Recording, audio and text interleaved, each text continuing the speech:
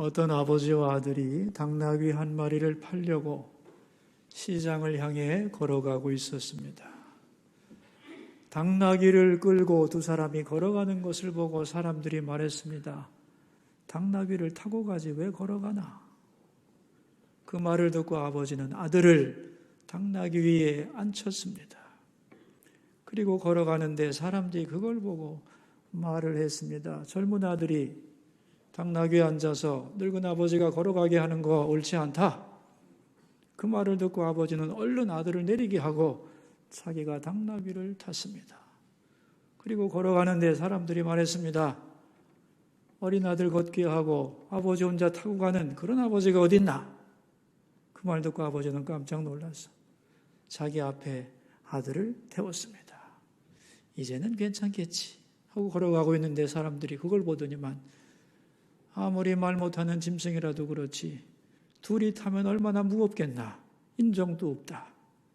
그 말을 듣고 두 사람은 깜짝 놀라서 어떻게 하면 좋을까 고민하다가 다 내려와서 당나귀를 힘들게 하지 않기 위해서 당나귀 다리를 나무에 묶고 두 사람이 메고 걸어가기 시작했습니다.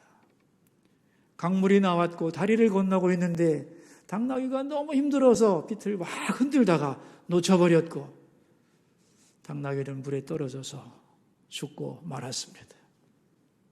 이솝우화에 나오는 얘기죠. 사람들은 저마다 자기의 소견이 다 있습니다. 그런데 내 생각이 분명하지 않으면 남들의 생각에 휘둘리게 되는 거죠.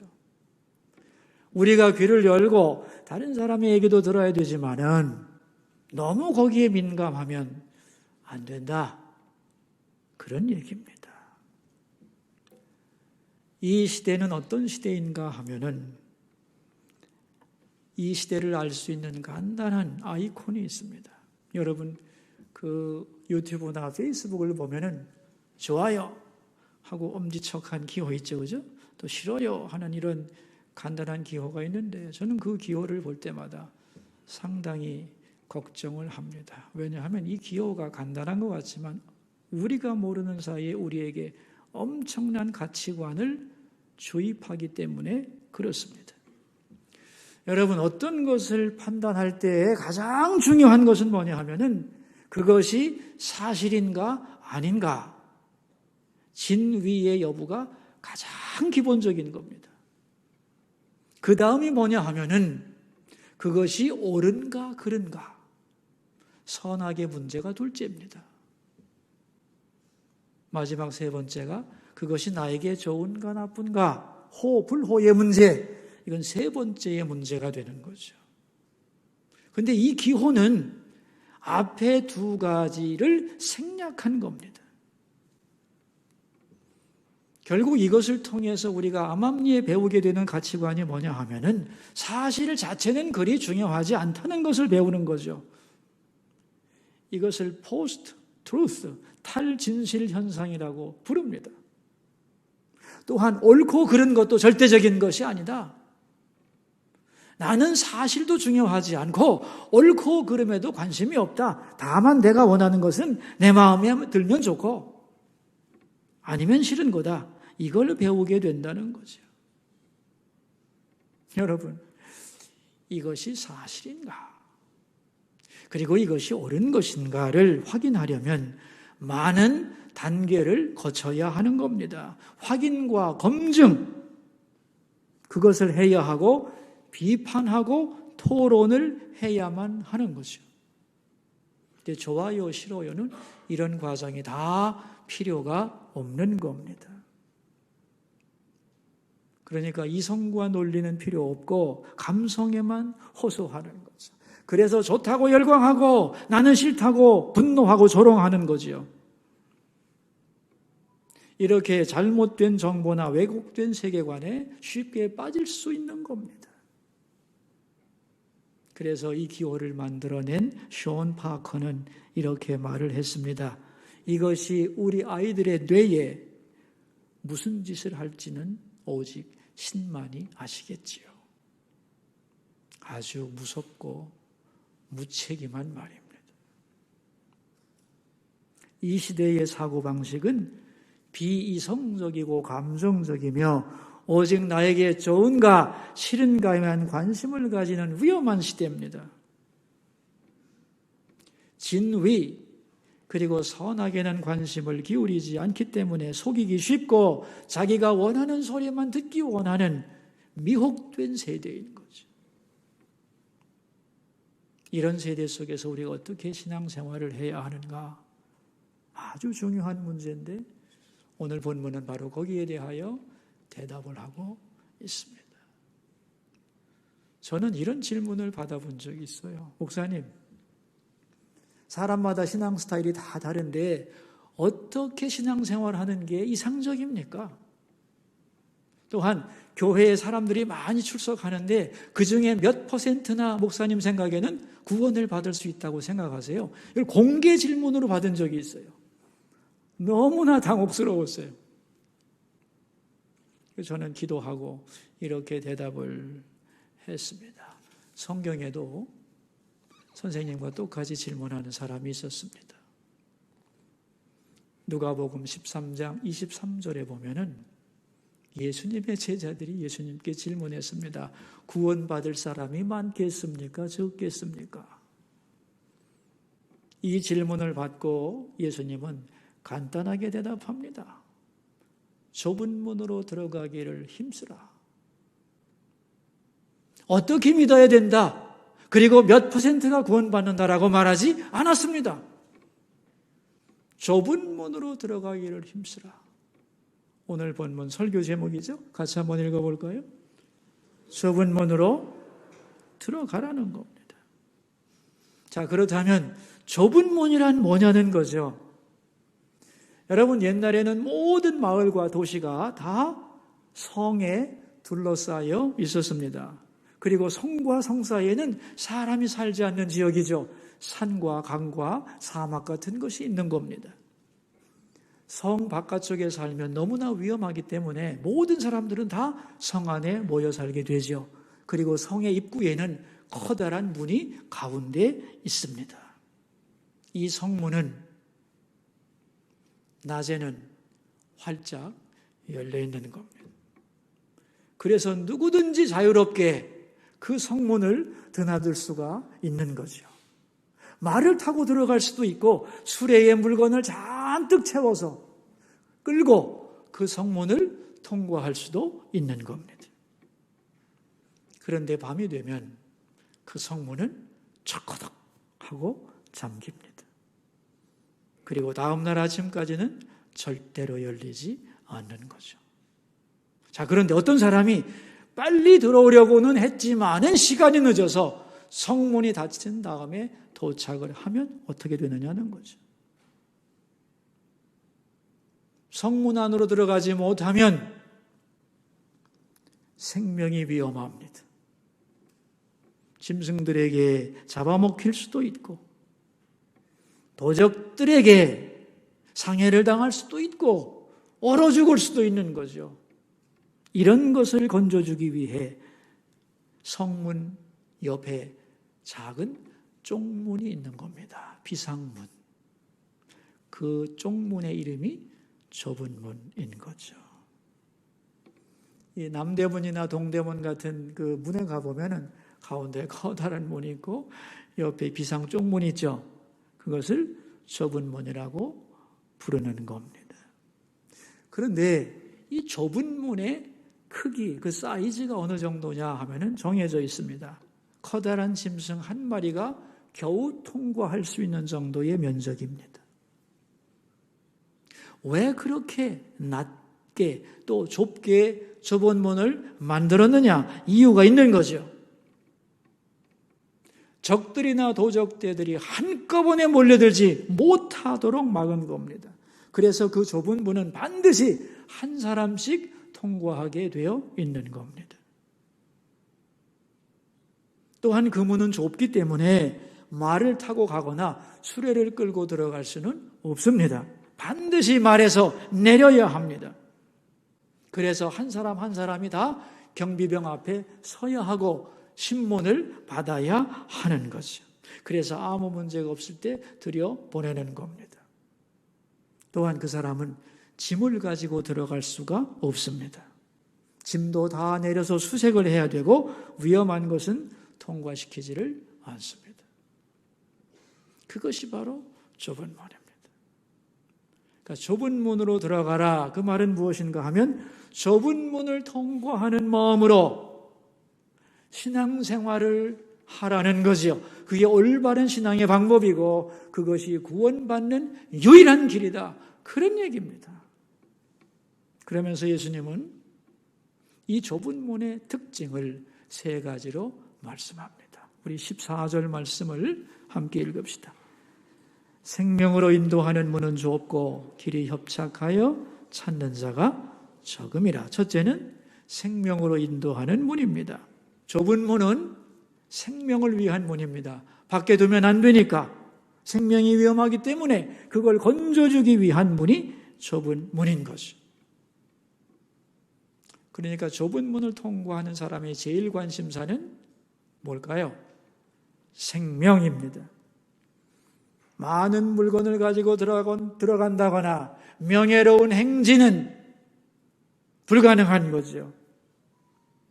이 문을 통과할 때 그 사람의 마음은 뭐냐? 살았다. 생명에 대한 감격입니다. 그게 반드시 있는 거예요. 두 번째 문의 특징은 좁고 길이 협착하다 그랬습니다. 다시 말하면 통과하기가 매우 수고롭다는 거예요. 힘들다는 겁니다. 그럴 수밖에요. 그 문을 통과하려면 먼저는 겸손해야 됩니다. 제가 늦게 왔는데 죄송합니다. 문 좀 열어주시기를 바랍니다. 부탁해야 하고 말에서 내려와야 하고 짐을 다 내려놓고 검사를 받아야 하고 불편한 것이 많습니다만은 절대로 불평할 수가 없는 겁니다.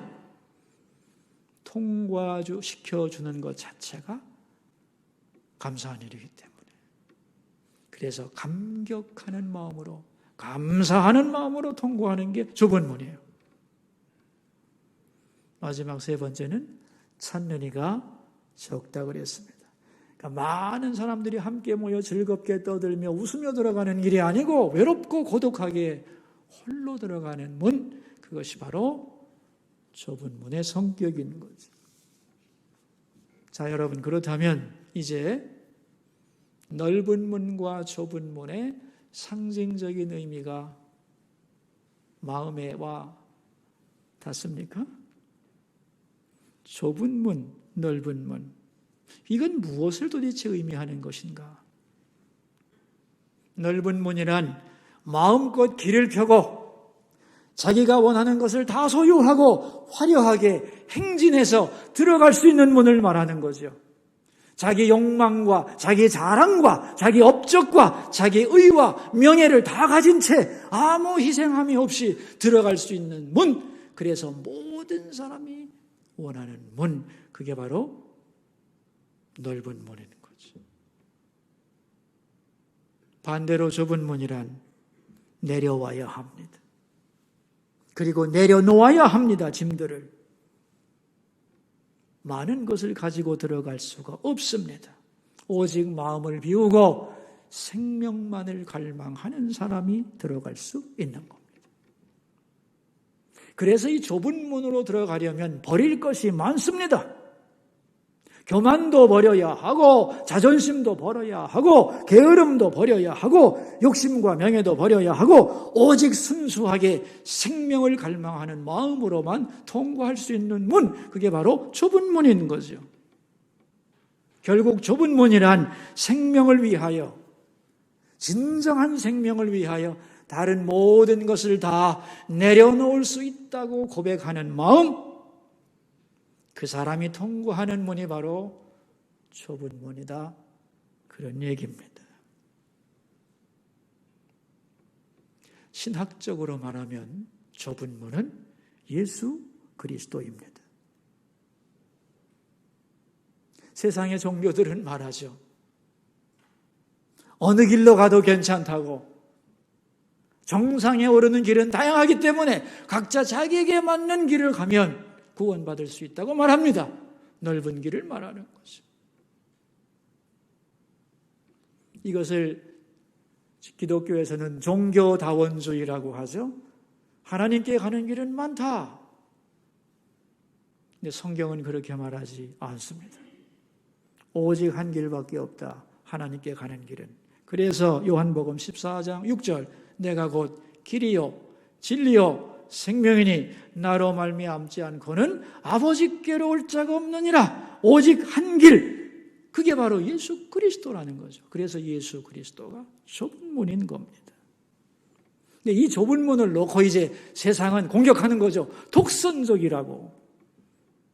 왜 기독교는 다른 종교를 다 궁극적으로 인정하지 않느냐고 독선이라고 공격하는데 여러분 이건 독선이 아닙니다. 정답을 알고 있느냐의 여부이죠. 자, 우리 잠깐 옛날로 돌아가서 산수 공부를 해보겠습니다. 7 곱하기 8은 얼마요? 7 곱하기 8은 56입니다. 이게 정답이요. 그러므로 55도 틀린 거고 57도 잘못된 겁니다. 그런데 56이라는 정답을 모르면 30도 괜찮고 60도 나쁘지 않고 100이라고 해도 뭐 괜찮지 뭐 이렇게 되는 거지요. 이건 포용력의 문제가 아닌 겁니다. 정답을 알고 있느냐 없느냐의 문제인 거지요. 우리 예수 믿는 사람들 중에도 이 좁은 문에 대한 오해가 많은데요. 예수 믿으면 신앙 고백하면 간단한 건데 뭐가 그렇게 좁은 문인가 이렇게 생각하는데 그래서 나는 예수를 믿습니다. 한마디만 해보세요. 구원받습니다. 그런데 여러분 나는 예수를 믿습니다라고 입으로 한마디 한다고 그게 구원인가요? 진정한 믿음이란 내 입에 머물러 있는 것이 아닙니다. 그건 믿음주의죠. 율법주의와 믿음주의는 다 잘못된 겁니다. 진정한 믿음이란 뭐죠? 내 힘으로는 하나님 앞에 갈 수가 없는 나는 죄인입니다. 예수 그리스도의 십자가 외에는 하나님 앞에 내 죄를 용서받을 길이 없습니다. 라고 자기의 모든 가능성, 그걸 포기하는 것이 진정한 믿음의 길인 거죠.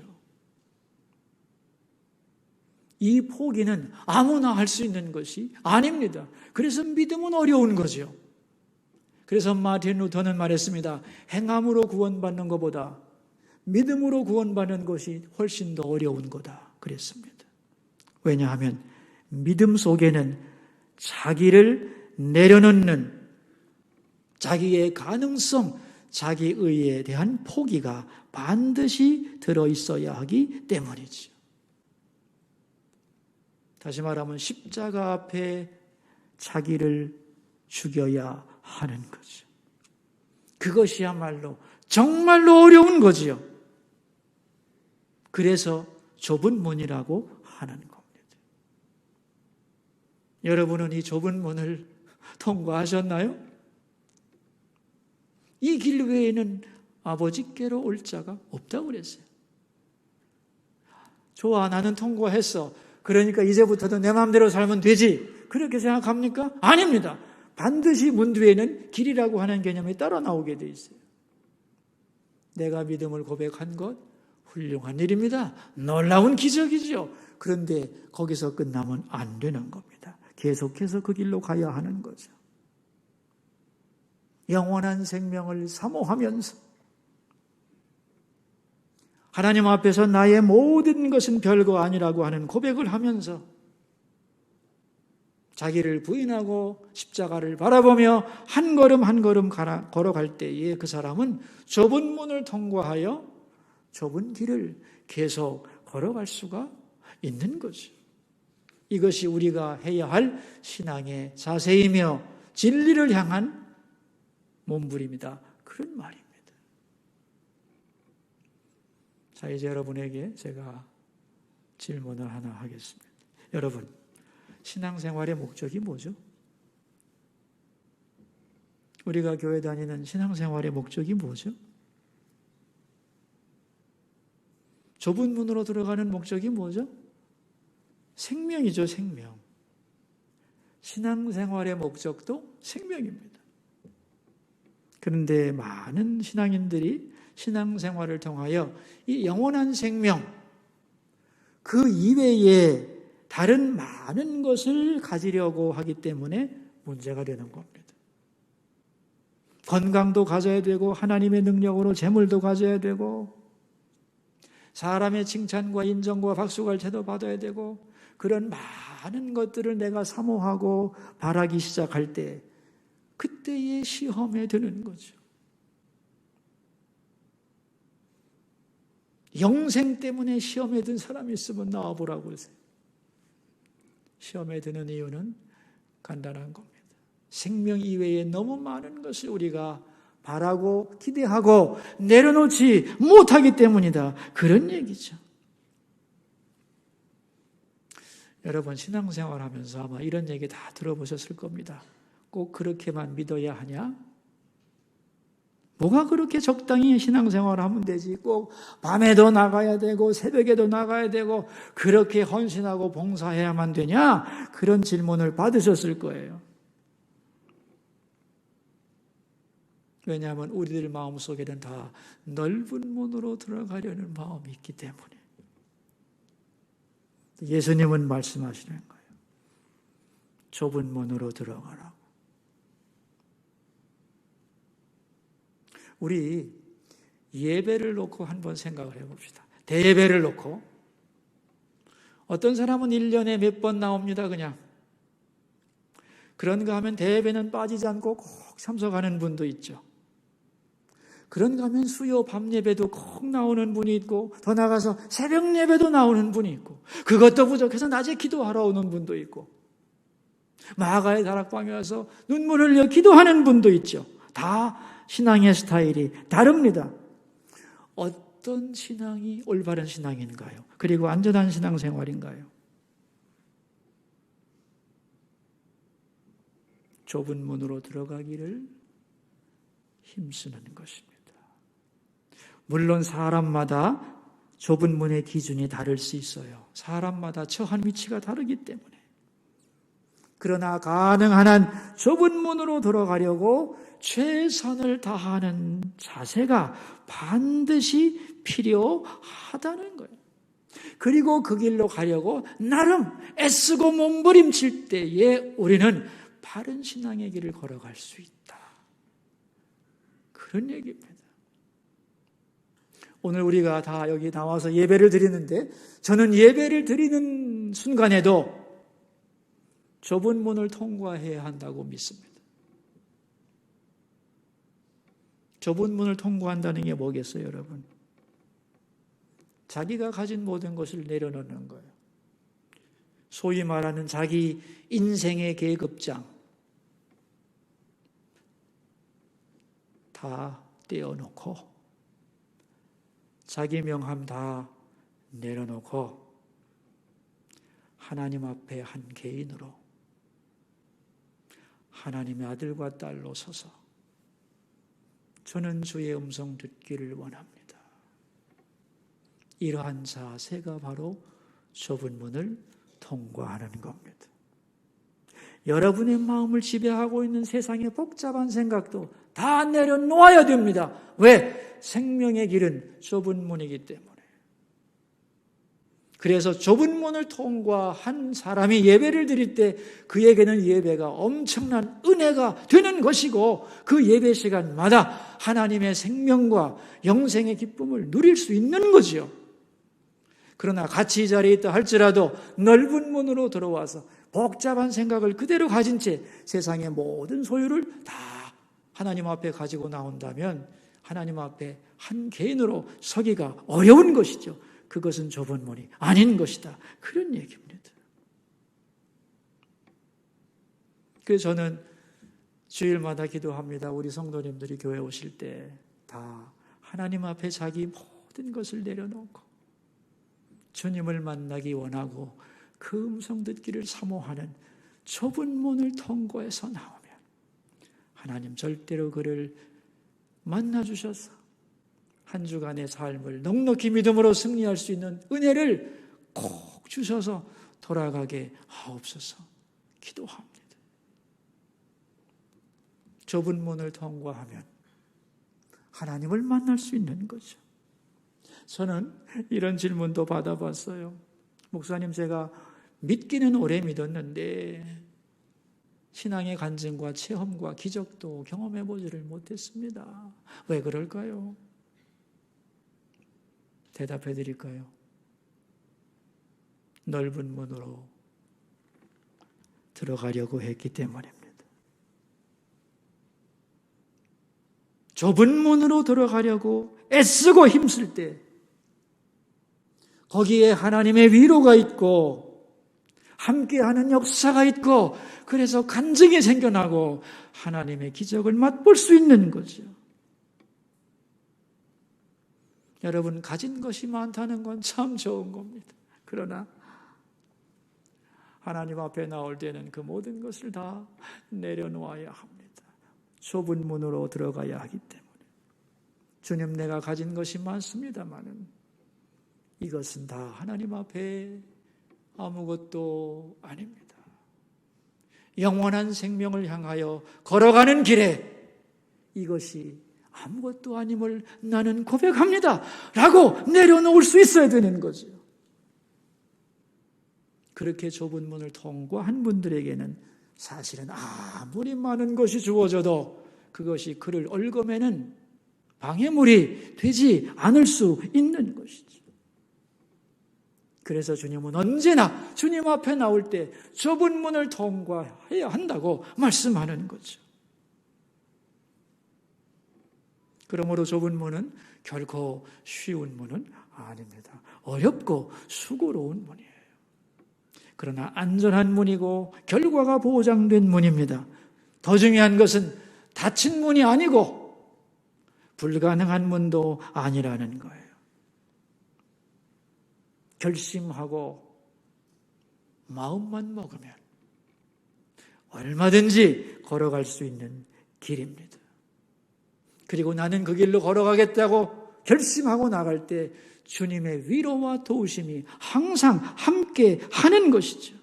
그래서 간증과 고백이 나타나게 하고 하나님의 위로가 있고 그래서 좁은 길을 걸으면서도 기뻐할 수 있는 거예요. 내가 지금까지 어떻게 살아왔건 이제 나의 남은 인생은 어떻게 살 것인가? 하나님이 약속하신 영원한 생명을 바라보면서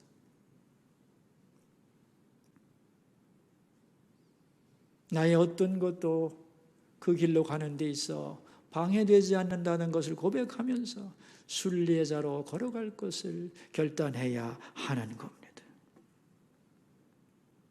그러면 우리 마음이 비참해질까요? 아닙니다. 그럴 때 세상이 알지도 못하고 주지도 못하는 영생을 얻은 자만이 누릴 수 있는 위로와 행복이 있는 거죠. 그 좁은 길에 주님이 함께 하셔서 나와 함께 남은 인생을 걸어가게 되는 것입니다. 나는 이 악한 세대 속에서 어떻게 하나님을 향해 걸어갈 것인가? 주님은 대답합니다. 좁은 문으로 들어가라. 그래서 언제나 여러분의 영혼이 좁은 문 앞에서 걸려 넘어지지 않고 날마다 좁은 문을 쉽게 통과하고 그 길을 걸어가는 믿음의 사람 되시기를 주의 이름으로 축원합니다. 기도합시다. 우리들은 말씀을 생각하면서 세 가지 기도 제목으로 나갑시다. 첫 번째 기도 제목입니다. 좁은 문으로 들어가는 자세로 신앙생활을 하게 하옵소서. 기도하겠습니다. 사랑하는 아버지 하나님, 제자들은 물었습니다. 구원받을 자가 많겠습니까? 적겠습니까? 예수님은 한마디로 대답했습니다. 좁은 문으로 들어가기를 힘쓰라. 오늘 우리는 좁은 문의 의미를 배웠습니다. 좁은 문은 생명의 문이요, 좁고 협착한 문이요, 찾는 이가 적다. 좁은 문이란 생명을 위하여 자기의 모든 것을 내려놓을 각오를 하는 그런 사람이 통과하는 문이다. 이 마음만 가지면 얼마든지 좁은 문으로 들어가 좁은 길을 걸을 수 있고 영생에 이를 수 있으며, 그 과정이 힘들고 어렵지만 그때마다 주님은 다가오셔서 위로해 주시고 말씀해 주시고 동행해 주신다고 약속해 주셨습니다. 하나님, 영원한 생명을 바라보며 다른 모든 것은 중요한 것이 아님을 고백하면서 앞으로도 이 길을 순례자로서 걸어가겠습니다. 세상에 여러 가지 소리가 있고 나를 얽어매는 수많은 짐이 있지만 나는 그 모든 것을 뒤로하고 좁은 문으로 들어가기를 힘쓰겠습니다. 그러한 믿음의 사람들이 다 되게 해주시고 지금까지 경험하지 못한 주와 함께 걸어가는 길에 기쁨을 누릴 수 있는 하늘의 백성들이 다 되게 하여 주옵소서. 두 번째 기도 제목입니다. 사역지원서 오늘까지 다 제출할 수 있도록 주님 도와주소서. 기도하겠습니다. 하나님 아버지, 우리는 자기의 은사와 환경에 따라서 주의 일에 동참하는 영광의 부름을 받았습니다. 내년도 사역을 위해서 오늘 다 지원할 수 있도록 도와주시고, 그래서 하나님의 교회가 주의 일을 하는데 어려움이 없도록 붙잡아 주시기를 기도합니다. 세 번째 기도 제목입니다. 한국교회와 대한민국을 위해 함께 기도하겠습니다. 하나님 아버지, 오늘 이 땅의 모든 교회들이 예배드립니다. 생명의 음성을 듣게 하시고 하나님을 만나고 돌아가는, 그래서 한 주간을 넉넉히 믿음으로 승리할 수 있도록 예배에 참여한 모든 성도들을 한 사람도 그냥 돌려보내지 마시고 은혜로 무장시켜 보내시옵소서. 그리고 이 나라 대한민국을 붙잡아 주옵소서. 지도자들에게 당리당략과